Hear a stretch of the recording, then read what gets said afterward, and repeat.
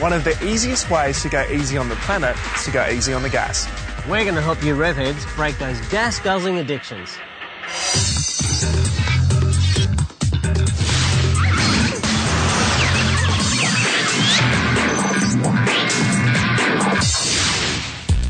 When it comes to climate change, cars pack a punch. Their exhausts account for 13% of greenhouse gases. But Wayne here is going to show you how you can cut that back. See you at the finish line, mate. Okay, so you might not be able to upgrade to one of these, but you've probably heard of them. This is a hybrid, part petrol-powered, part electric. You know, Leo drives one, Tony drives one. They drive like a normal car, but they use 60% less petrol. So you get 8 to 900 k's per tank. Their secret weapon is a motor that generates electricity every time you hit the brakes, and then feeds it into the battery to help out the petrol-powered engine. This is one of the greenest cars on the market, but you will have to pay an extra 10 to 20% more for a new hybrid than you would a normal car. Would you change the kind of car you drive if you thought it'd be better for the environment? Definitely. Probably a hybrid would be the way to go these days. But even if you can't splurge on a new hybrid, you can do your bit to be a climate-friendly car user. Do you really need a beastmobile? Because size matters. Smaller engines generally pack a smaller pollution punch. But fuel economy varies even in similar sized cars. So if you're in the market for a new vehicle, shop around. And what fuel's cool to use?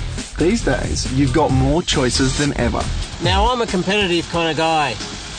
So let's see how your choices go head to head.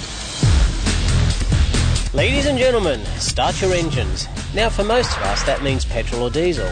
And while diesel exhaust is worse for the environment than petrol exhaust, diesel engines do more Ks to the litre, so they pump out relatively less exhaust. LPG engines are neck and neck with diesel as far as greenhouse gases go, and you can easily convert a petrol engine to LPG for $2,000 to $4,000. And what about biofuels like biodiesel or ethanol?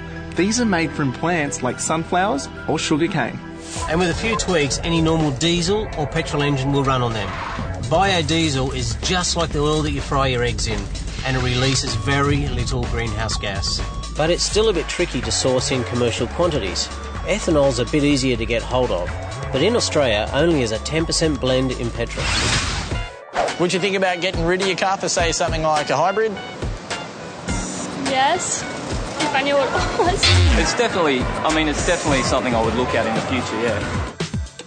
Let's get down to basics. So you're not in a position to change your car or change your fuel. What can you do? Well, the good news is you can go green even with the car that you've got, just by improving your driving habits. And here are my driving tips to make your car as green as possible. Challenge yourself to get as many Ks as you can from your tank by lightening your load.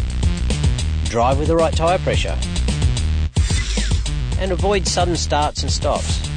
Keep an eye on your revs. Changing gears at 2,500 RPM in a petrol-driven car and 2,000 RPM in a diesel will improve your fuel efficiency. Cars are most efficient driving at 50 to 80 kilometres per hour, so keep your speed down and you'll save money on petrol and on fines. And anything more than 10 seconds of idling churns out more pollution than stopping and starting, so turn your engine off during long delays. Of course, the best way to stop greenhouse gases pumping out of your car is to leave it in the garage. Or give public transport a go, carpool, or for a seriously green ride, jump on a bike. It's better for your wallet and the environment. Hey mate, you're supposed to be the expert. Where's the gears on this thing? This side, I think. Actually, which is the...